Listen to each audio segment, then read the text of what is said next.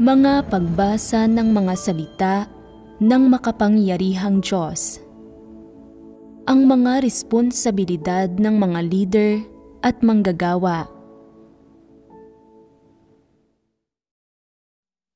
Ang mga responsibilidad ng mga leader at manggagawa, 10. Ang pagpapatupad sa gawain ng pagsusulat ng mga artikulo ng patotoong batay sa karanasan ay may kasamang mahalagang hakbang ng pag-iinspeksyon na nakadepende sa kung taglay ng mga lider at manggagawa ang katotohanang realidad. Bukod sa pag-iinspeksyon sa mga lider at manggagawa na may medyo mahinang kakayahan at medyo mahina, dapat ka ring mag-usisa tungkol sa mga may katamtamang kakayahan at unawain mo sila. Kung hindi angkop ang kapaligiran, maaari kang magpadala ng isang tao para mag-usisa at umunawa sa sitwasyon at gumawa ng mga detalyadong tala. Kung pinahihintulutan ng sitwasyon, pinakamainam na personal na pumunta at makisalamuha sa supervisor ng gawaing ito. Magtanong, mag-usisa, at alamin ang partikular na sitwasyon ng gawaing ito at tingnan kung gaano kahusay na ipapatupad ang gawain. Sa kabuuan, kapag iniatas na ang pagsasaayos ng gawain para sa pagsusulat ng mga artikulo ng patotoong batay sa karanasan, hindi ito isang bagay na matatapos sa loob lang ng 1 o 2 buwan. Hindi ito isang pansamantalang gampanin, kundi isang pangmatagalang gawain.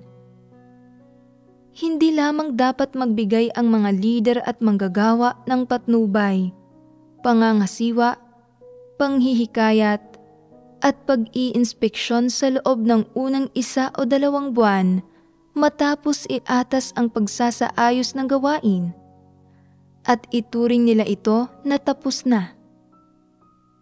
Sa halip, kailangan nilang patuloy na subaybayan ang gawaing ito sa loob ng mahabang panahon. Para sa mga mas mahinang leader ng iglesia, kailangan nilang pumunta at magbigay ng personal na patnubay. Para naman sa mga leader ng iglesia na kayang magpatupad ng mga pagsasaayos ng gawain ng mag-isa, dapat din silang magsagawa ng mga regular na pag-iinspeksyon para maunawaan ang pag-usad ng gawain at malutas ang anumang problemang lumilitaw. Ito ay responsibilidad ng mga leader at manggagawa. Sa makatwid, isang bagay ang natitiyak tungkol sa mga lider at manggagawa na gumagawa ng gawain. Hindi sila kailanman nagkakaroon ng oras na walang ginagawa. Palaging iniisip ng ilang lider at manggagawa na iatas na ang mga pagsasaayos ng gawain at nakipagbahagi na ako kung paano ipatupad ang mga ito. Natapos ko na ang trabaho ko, wala nang ibang kailangang gawin. Kaya, gagawa na lang ako ng ilang naaangkop na gawaing bahay, tulad ng pagtulong sa pagluluto at pagpapatuloy sa bahay, o pagbili ng mga pang-araw-araw na pangangailangan na wala ang mga kapatid. Wala na silang ginagawa pagkatapos iatas ang mga pagsasaayos ng gawain at pakiramdam nila ay natapos na nila ang kanilang trabaho at wala na silang gagawin pa. Ipinapakita nito na hindi sila marunong gumawa sa gawain o mga siwa ng mga partikular na gampanin. Sa katunayan, kapag naiatas na ang iba't ibang pagsasaayos ng gawain ng sambahayan ng Diyos, hanggat walang abiso mula sa ang itaas na itigil ito, dapat magpatuloy ang gawain at hindi maaaring ihinto sa kalagitnaan. Halimbawa, ang gawain ng pagsusulat ng mga artikulo ng patotoong batay sa karanasan. Ipinatigil na ba ito ng ang itaas? Mayroon bang anumang pabatid na nagsasabing itigil na ang gawaing ito? Wala. Kung gayon, paano dapat isagawa ng mga lider at manggagawa ang gawaing ito? Huwag maging ganado dahil lang sa pansamantalang sigasig. Noong unang iniatas ang pagsasaayos ng gawain, labis kang masigasig, aktibo, at sabik na isagawa ang gawaing ito. Gayunpaman, pagkalipas ng ilang panahon, kung ang itaas ay hindi nang hihikayat, hindi nag-aatas ng mga bagong tagubilin, o hindi nagbibigay ng mga karagdagang direktiba para sa pagsasaayos na ito ng gawain, maaaring iisipin mo na dahil walang bagong isinaayos ang itaas, maaari mong baliwalain ang gawaing ito. Hindi ito katanggap-tanggap. Ito ay kapabayaan sa responsibilidad. Gaano man katagal nang naipatupad ang gawaing ito, at kung ang itaas ay nag-usisa, nang hikayat, o nagbigay diin man tungkol sa gawaing ito sa panahong iyon, hanggat ipinagkatiwala sa iyo ang gawaing ito, dapat mo itong pasanin at patuloy na gawin. Isinasakatuparan ito ng maayos. Ano ang ibig sabihin ng patuloy? Nangangahulugan ito na hanggat hindi sinasabi ng ang itaas na itigil ito, ang mga lider at manggagawa ay kailangang magbigay ng walang hinto at tuloy-tuloy na patnubay, pangangasiwa, panghihikayat, pag-iinspeksyon, at pagsusubaybay sa gawaing ito. Maliban kung bumaba ka sa posisyon o tinanggal ka, hanggat hawak mo ang posisyon mo, kailangan mong gawin ng maayos ang gawaing ito bilang isang lider o manggagawa. Isa rin itong gampanin na dapat patuloy mong ipatupad at subaybayan. Paano ito dapat isagawa? Sa tuwing dadalaw ka sa isang iglesia, kailangan mong tanungin ang mga lokal na lider at ang supervisor ng gawaing ito. Kumusta ang mga artikulo ng patotoo sa panahong ito? Mayroon bang anumang maganda at medyo nakakaantig na artikulo ng patotoo? Mayroon bang anumang artikulo na may mga espesyal na karanasan? Kung sasabihin nilang mayroon, dapat mong suriin ang mga artikulong ito. Kung naglalaman nga ang mga ito ng mga praktikal na karanasan at tunay na nakakapagpatibay sa mga tao, dapat isumite kaagad ang mga ito.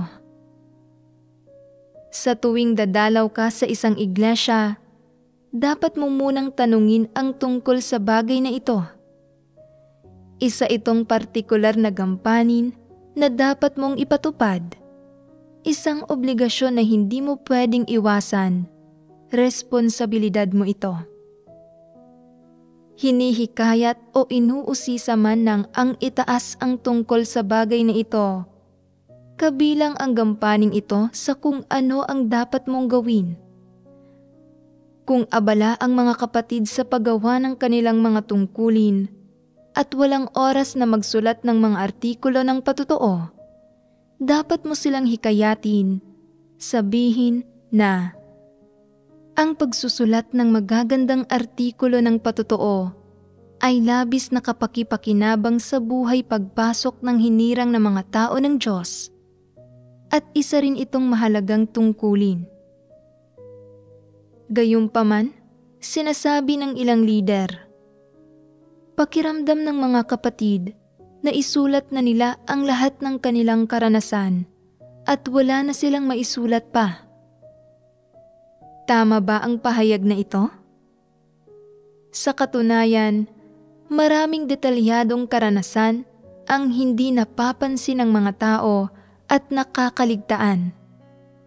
Kapag binasa nila ang mga artikulo ng patotoong batay sa karanasan na isinulat ng iba, saka lang nila naaalala na nagkaroon din sila ng mga katulad na karanasan. Kaya naman, ang pagsusulat ng mga artikulo ng patotoong batay sa karanasan ay nangangailangan ng maingat na pag-iisip at pagninilay. Maraming pagkaunawang batay sa karanasan ang karapat-dapat na isulat. Makatwiran bang dahilan ang kawalan ng oras na magsulat? Ito ay isang tungkuling dapat gawin ng mga tao. Gaano man sila kaabala, dapat silang maglaan ng oras para magsulat. Kung hindi sila marunong magsulat ng mga artikulo ng patotoo, dapat nila itong idikta sa iba para i-edit, nang sa gayon ay makagawa ng isang magandang artikulo. Sa ganitong paraan, sa pamamagitan ng iyong panghihikayat at paggabay, na isulat ang isa pang magandang artikulo ng patotoong batay sa karanasan. Alam mo ba kung gaano karaming tao ang kayang patibayin ng artikulong ito? Ilang tao ang makakatanggap ng tulong at pakinabang mula rito? Kung hindi ka mangangasiwa at magbibigay ng gabay, at wala ring pagpapahalaga sa pasanin ang mga lokal na leader ng iglesia, iniisip na naisulat na ng mga kapatid ang lahat ng kanilang patotoong batay sa karanasan at wala nang maisusulat pang mga artikulo. Hindi iiral ang magandang artikulong ito ng patotoong batay sa karanasan.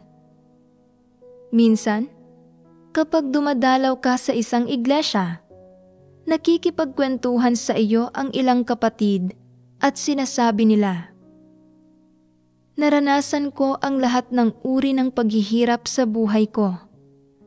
Pagkatapos manampalataya sa Diyos, maraming beses din akong inusig. Sa bawat hakbang na dinadaanan, ang Diyos ang umaakay sa akin. Nakita ko ang mga kamanghamanghang gawa ng Diyos at napagtanto ko na ang lahat ng bagay ay inorden ng Diyos at na tunay na may kataas-taasang kapangyarihan ang Diyos sa lahat. Ito ay ganap na totoo."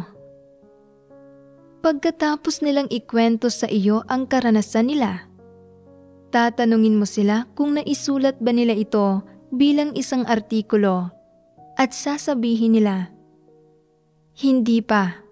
Mababa ang pinag-aralan ko at hindi ako marunong magsulat." Bukod pa rito, sinasabi ng iba na hindi mahalaga ang karanasang ito. Sasabihin mo sa kanila, paanong walang halaga ang ganoon kagandang karanasan?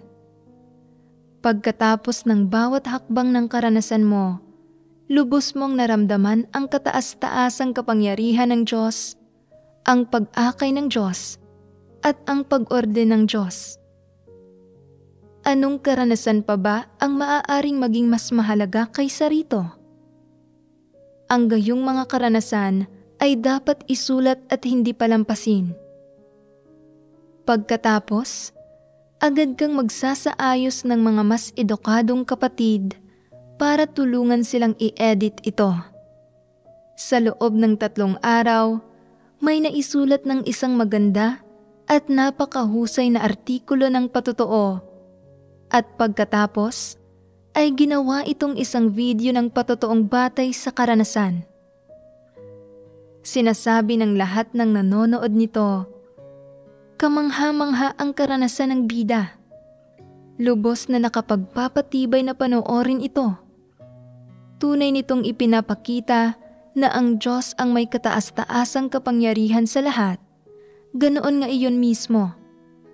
Ito ay mas higit pang nakumpirma ngayon at tumibay ang pananalig namin sa Diyos. Sinasabi ng iba, ang artikulong ito ng patotoong batay sa karanasan ay napaka-praktikal at lubos na nakakaantig. Mas magiging maganda pa nga kung gagawin itong pelikula.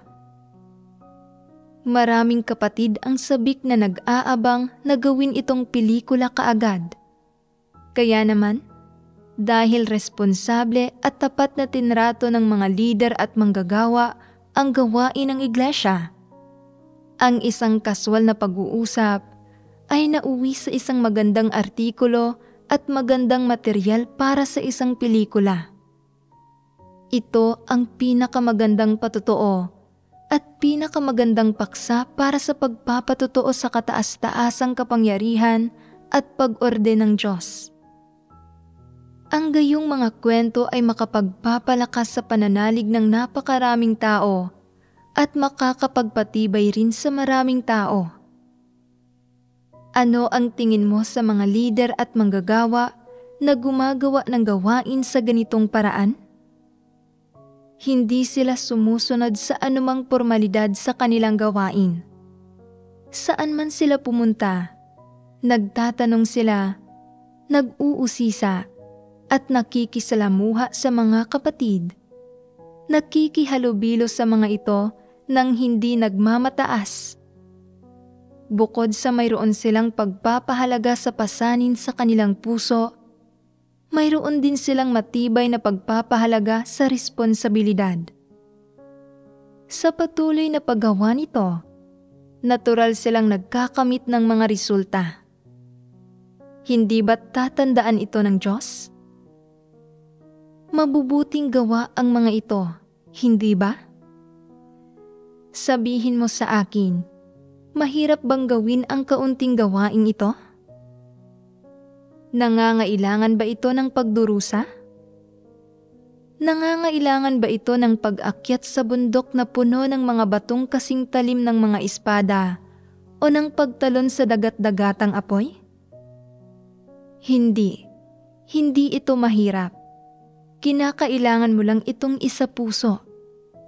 Taglay ang gawaing ito sa puso mo. Saan ka man pumunta, magtatanong at mag-uusisa ka. Kumusta na ang pag-usad ng gawain? Mayroon bang magagandang artikulo ng patotoo sa panahong ito?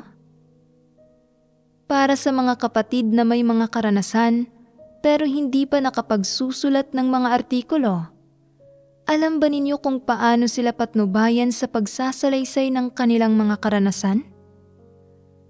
Alam ba ninyo kung paano sila tulungang ipahayag ang kanilang sarili at patnubayan sila na maisulat ang mga ito?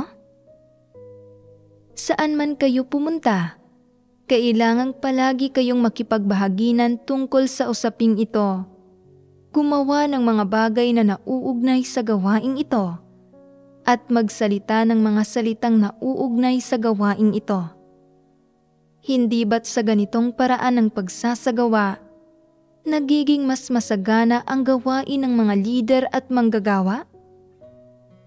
Maaari kayang magkaroon ng isang sitwasyon kung saan wala kayong ginagawa na gawain? Mapapagod o mamamatay ba sa pagkahapo ang mga lider at manggagawang gumagawa sa ganitong paraan? Hindi sila mapapagod o mamamatay sa pagkahapo. Magkakaroon ng mga resulta ang gawain at matatandaan ito ng Diyos. Kung gagawa ka sa ganitong paraan, marami ang mapapatibay at mararamdaman ng mga kapatid na mahalaga at makabuluhan ang pagsusulat ng mga artikulo ng patotoong batay sa karanasan. Dati, iniisip nila na walang halaga ang mga karanasan nila. Pero sa pamamagitan ng patnubay mo, naunawaan nila kung paano sumulat ng mga artikulo ng patotoong batay sa karanasan. Nakakabuti rin ito sa kanilang buhay pagpasok. Kapag gumagawa ka sa ganitong paraan, saka mo lang natutupad ang mga responsibilidad ng mga lider at manggagawa. Sa pamamagitan ng pakikipagbahaginan tungkol sa kung paano dapat inspeksyonin ng mga lider at manggagawa ang gawain, natutuhan na ba ninyo kung paano inspeksyonin ang gawain?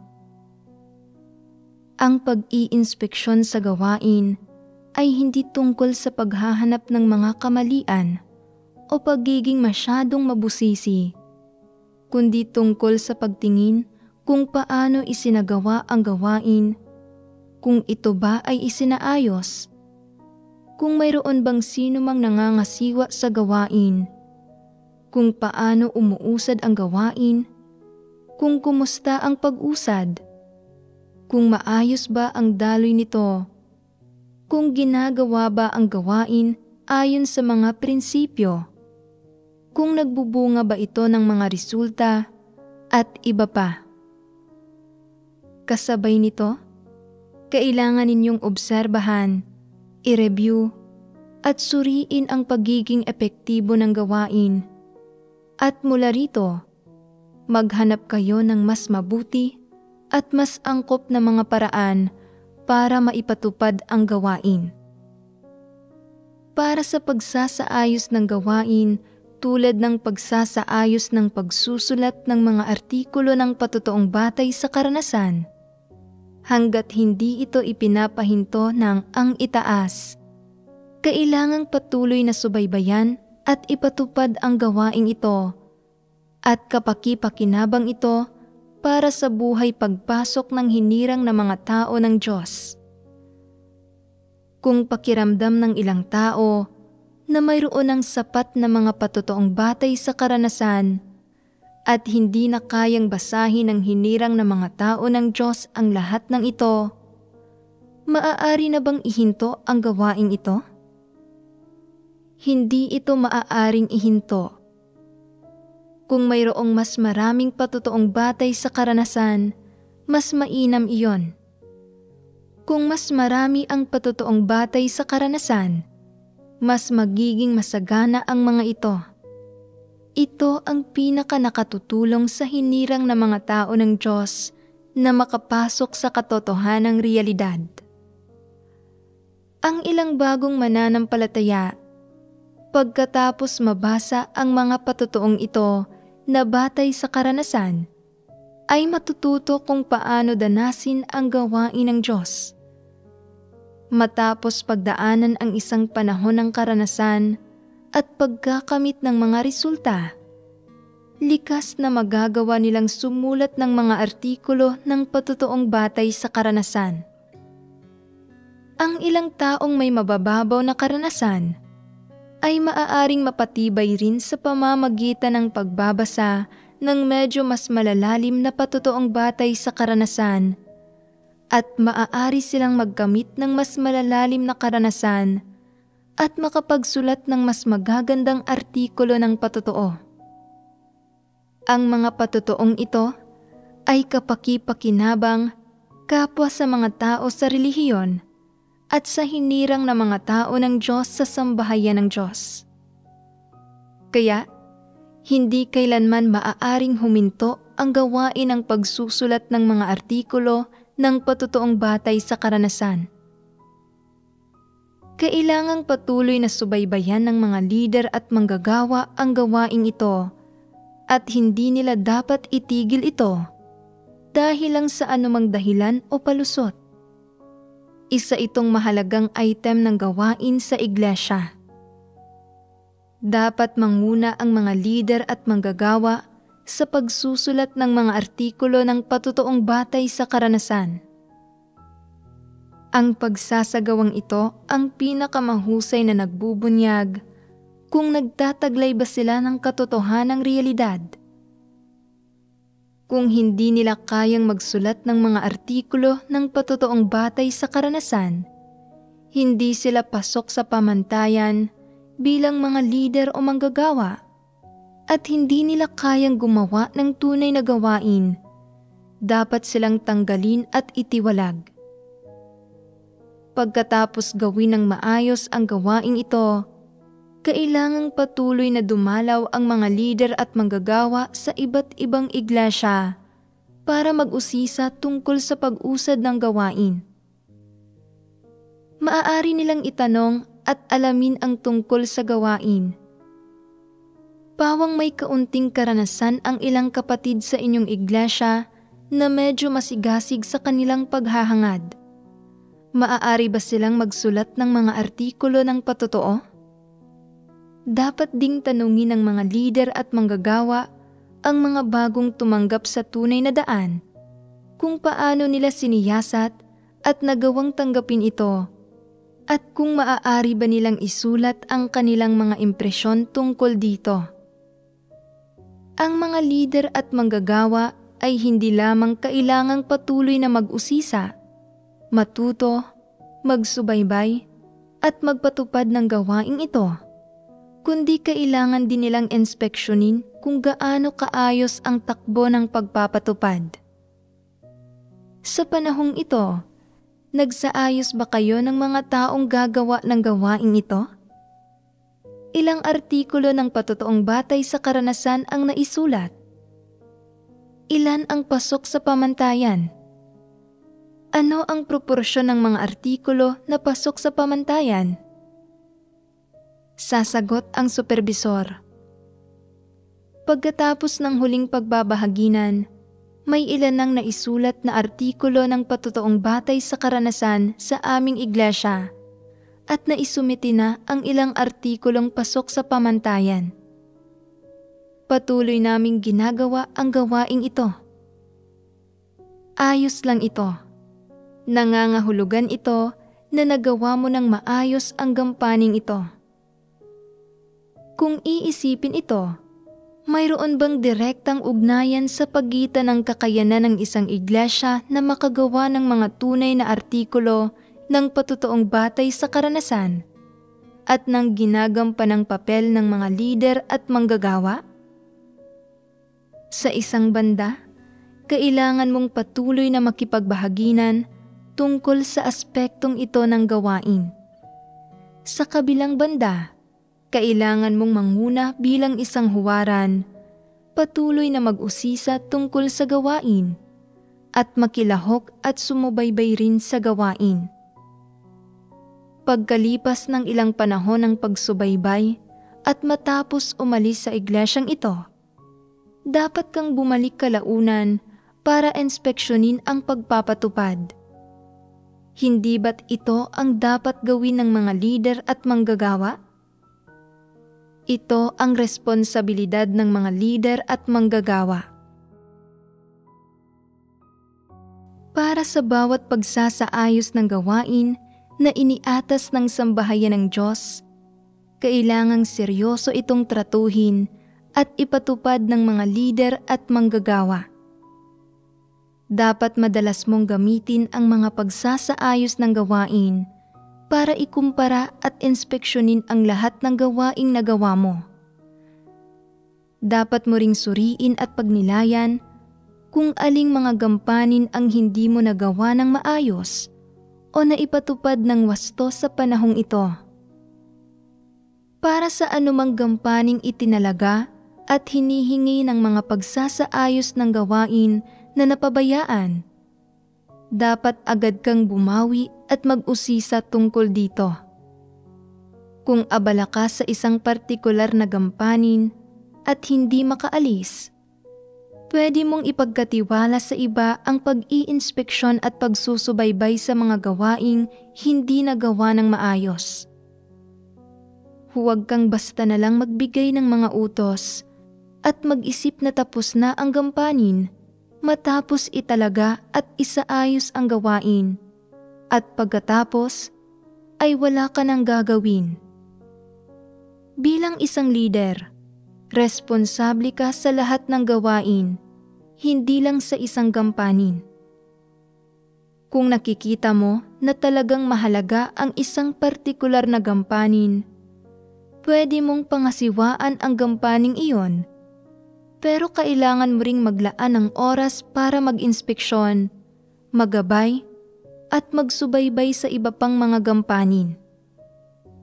Kung kontento ka lang sa paggawa ng maayos sa isang gampanin, at pagkatapos ay itinuturing mong tapos na ang mga bagay-bagay, at nagtatalaga ka ng mga gampanin sa ibang mga tao nang hindi nagmamalasakit o nagtatanong tungkol sa mga ito, isa itong iresponsableng pag-uugali at kapabayaan sa responsibilidad. Kung isa kang leader, ilang gampanin man ang pinananagutan mo, responsibilidad mong palaging magtanong tungkol sa mga ito at mag-usisa. At kasabay nito, inspeksyonin ang mga ito at lutasin agad ang mga problema pagkalitaw pa lamang ng mga ito. Trabaho mo ito.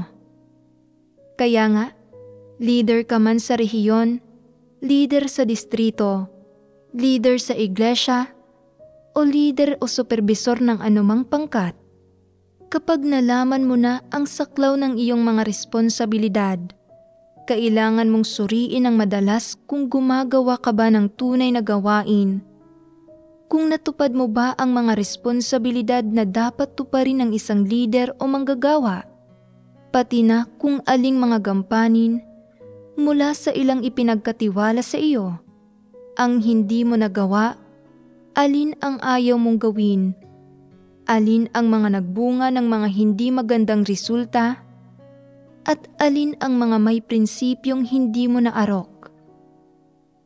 Ito ang lahat ng bagay na dapat mong suriin ng madalas. Kasabay nito, kailangan mong matutong makipagbahaginan at magtanong sa ibang tao. At kailangan mong matutong tumukoy sa mga salita ng Diyos at sa mga pagsasaayos ng gawain ng isang plano, mga prinsipyo, at isang landas para sa pagsasagawa. Sa anumang pagsasaayos ng gawain, nauugnay man ito sa administrasyon, sa mga tauhan, o sa buhay iglesia, o kaya ay sa anumang uri ng propesyonal na gawain, kung binabanggit nito ang mga responsibilidad ng mga lider at manggagawa, ito ay isang responsibilidad na dapat tuparin ng mga lider at manggagawa at nasa saklaw ng responsibilidad ng mga lider at manggagawa. Ito ang mga gampaning dapat mong asikasuhin. Natural, dapat itakda ang mga prioridad batay sa sitwasyon. Walang gawaing maaaring maiwan. Sinasabi ng ilang leader at manggagawa, hindi 3 ang ulo ko at hindi 6 ang braso ko. Napakaraming gampanin sa pagsasaayos ng gawain. Tiyak na hindi ko kakayanin kung ako ang aatasang mga siwa ng lahat ng ito. Kung may ilang gampaning hindi mo kayang personal na makisangkot, nagsaayos ka ba ng ibang tao na gagawa ng mga ito? Pagkatapos gawin ang pagsasaayos na ito, nagsubaybay ka ba at nag-usisa? Sinuri mo ba ang gawain nila? Siguradong may oras ka naman para mag-usisa at magsuri, hindi ba? Tiyak na mayroon. Sinasabi ng ilang leader at manggagawa, paisa-isang trabaho lang ang kaya kong gawin. Kung uutusan mo akong magsagawa ng pagsusuri, paisa-isang gampanin lang ang kaya kong suriin. Ang anumang hihigit pa roon ay hindi na magagawa. Kung ganoon, wala kang kwenta.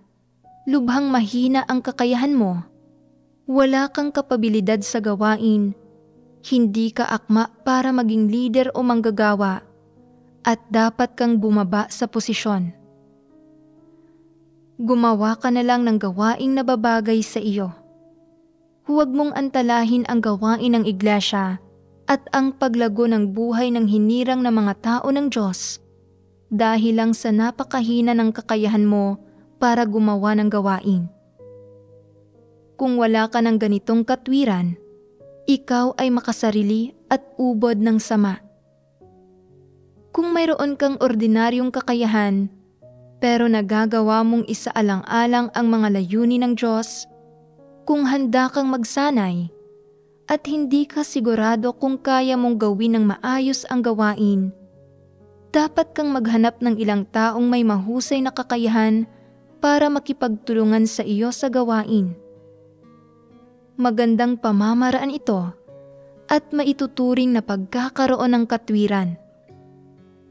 Kung masyadong mahina ang kakayahan mo at tunay na wala kang kapabilidad na pasanin ang gawaing ito, pero gusto mo pa ring manatili sa posisyong ito at magtamasa ng mga pakinabang nito, isa kang taong makasarili at ubod ng sama. Ang mga lider at manggagawa ay kailangang magtaglay ng konsensya at katwiran. Ito ay napakahalaga. Kung wala man lang sila ng ganitong pagkatao, tiyak na hindi sila pwedeng maging lider o manggagawa. At kahit pa gumawa sila ng kaunting gawain, sila ay magiging isang huwad na lider na magdudulot lamang ng pinsala sa hinirang ng mga tao ng Diyos at maglalagay sa panganib sa gawain ng iglesia. Dapat isaalang-alang ng mga lider at manggagawa ang mga layunin ng Diyos. Talagang hindi sila dapat maging diktatorial at umako sa lahat ng bagay ng mag-isa. Pagkatapos, ay wala naman silang maayos na magagawang anumang gawain at maaantala nila ang lahat ng gawain ng iglesia, pati na ang buhay pagpasok ng hinirang ng mga tao ng Diyos. Hindi ba't magiging malaking pagsalangsang iyon? Sa makatwid, ang mga taong may napakahinang kakayahan ay talagang hindi maaaring maging lider at manggagawa. Iyong mga walang may takot sa Diyos na puso at hindi kayang magsaalang-alang sa mga layunin ng Diyos ay mas lalong hindi maaaring maging mga lider at manggagawa. Hindi sila pwedeng atasan ng mga siwa sa anumang gampanin. Bilang mga lider at manggagawa, mahalagang magkaroon ng kamalayan sa sarili. Kung hindi mo kayang gumawa ng tunay na gawain, pero gusto mo pa ring akuin ang lahat, at mahilig kang magtamasa sa mga pakinabang ng katayuan, ito mismo ang definisyon ng isang huwad na lider at dapat kang tanggalin at itiwalag. Matapos pagbahaginan ang mga responsibilidad na dapat tuparin ng mga lider at manggagawa tungkol sa mga pagsasaayos ng gawain ng sambahayan ng Diyos, mayroon na ba kayong landas ngayon sa kung paano dapat tratuhin at ipatupad ng mga lider at manggagawa ang mga pagsasaayos ng gawain? Mayroon bang anumang suliranin? Sa iba't ibang gampaning nakabalangkas sa loob ng mga responsibilidad ng mga lider at manggagawa na napagbahaginan natin, maaaring tumuon lamang ang ilang tao sa isa o dalawang aspekto, habang ang kahit isa o dalawang aspekto ay maaaring hindi man lang maisakatuparan ng iba. Para sa mga lider at manggagawa na kayang tumuon sa isa o dalawang aspekto ng gawain, kung sapat ang kakayahan nila at kaya rin nilang matutuhang subaybayan ang iba pang mga aspekto ng gawain, sila ay halos pasok sa pamantayan. Gayunpaman, kung nananatili lamang sila sa antas ng pangangaral ng mga doktrina at pagdaraos ng mga pagtitipon, pero hindi sila makagawa ng partikular na gawain, at kapag inatasang lumahok sa pag-iinspeksyon at pagsusubaybay sa mga partikular na gampanin, nag-aalala sila nang walang mga plano, hakbang o landas na susundan at hindi alam kung ano ang gagawin, nagpapahiwatig ito ng mahinang kakayahan. Kaya bang ipatupad ng mga taong may mahinang kakayahan ang mga pagsasaayos ng gawain? Hindi. Ang gayong mga lider at manggagawa ay hindi pasok sa pamantayan. Paano ninyo dapat harapin ang gayong mga lider at manggagawa? Sabihin sa kanila, naiatas na ang mga pagsasaayos ng gawain at malinaw ang pagkaunawa namin sa kung anong mga gampanin ang gagawin at anong mga prinsipyo ang dapat itaguyod. pero hindi mo alam kung ano ang gagawin at wala kang landas na susundan. Pero ang lakas pa rin ng loob mo na magbahagi at magsermon sa amin. Dapat ka nang bumaba agad sa posisyon mo. Hindi ka angkop na maging leader o manggagawa. Hindi mo kayang tuparin ang responsibilidad na ito.